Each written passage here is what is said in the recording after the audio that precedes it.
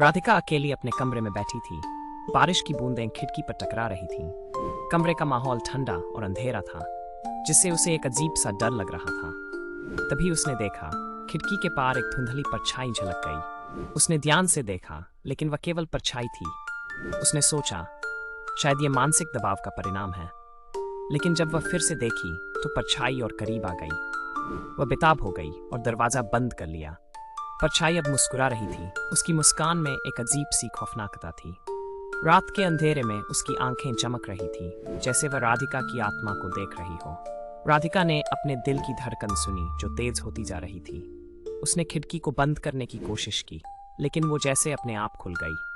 परछाई ने अंदर आने का संकेत दिया, उसके हाथ हवा में लहराते हुए।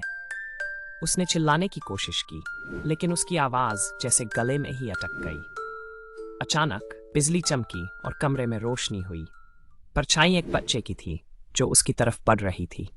राधिका ने देखा, बच्चे की आंखों में एक अजीब सी गहराई थी, जैसे वह उसे किसी भयानक सच से परिचित कराना चाहता हो।